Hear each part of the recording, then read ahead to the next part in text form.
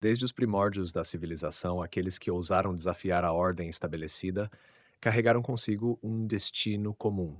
Não importa o tempo ou lugar, a perseguição dos justos parece ser uma constante da história. Sejam filósofos, santos, cientistas ou dissidentes políticos, a humanidade tem um padrão peculiar. Primeiro, ridiculariza aqueles que enxergam além. Depois, os condena.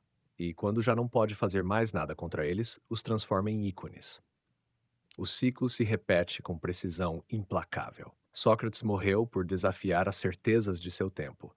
Os juízes atenienses não o mataram porque ele dizia mentiras, mas porque suas perguntas desestabilizavam as verdades convenientes. Milênios depois, Giordano Bruno ardeu na fogueira porque enxergava um universo infinito, algo inaceitável para a mentalidade da época. Entre um e outro, incontáveis nomes se perderam na poeira dos séculos, vítimas da mesma lógica. O problema nunca foi a veracidade das ideias, mas o incômodo que elas causam aos que detêm o poder. O conceito de heresia é fluido. O que é revolucionário hoje pode ser dogma amanhã.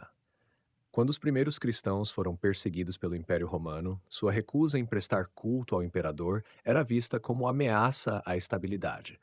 Eram criminosos do ponto de vista da lei vigente.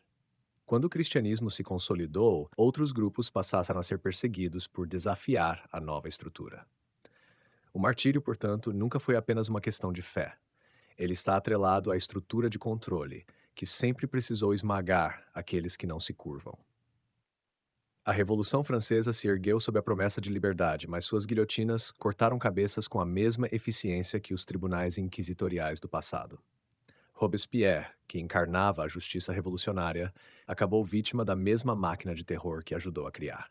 As revoluções modernas não diferem muito desse padrão. Dissidentes dos regimes totalitários do século XX, como Solzhenitsyn na União Soviética ou Liu Xiaobo na China, provaram que o progresso técnico não alterou a essência do poder. A repressão apenas trocou os métodos, adaptou-se ao espírito do tempo, mas permaneceu inflexível. O século XXI não executa pensadores em praças públicas, mas a perseguição se tornou mais sutil e, de certa forma, mais eficiente.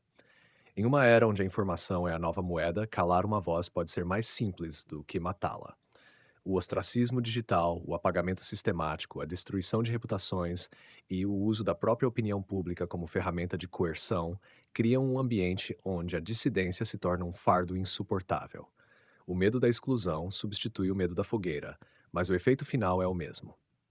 A história sugere que aqueles que falam verdades desconfortáveis não têm lugar garantido no presente. Eles pertencem ao futuro. Só que o futuro tem memória seletiva. As sociedades gostam de celebrar seus mártires, desde que não precisem conviver com eles. Gandhi, Martin Luther King, Joana d'Arc e tantos outros foram reverenciados depois que se tornaram inofensivos. Enquanto viveram, foram tratados como ameaças. O verdadeiro dilema não é apenas porque os justos são perseguidos, mas porque, geração após geração, as pessoas continuam se submetendo a esse ciclo.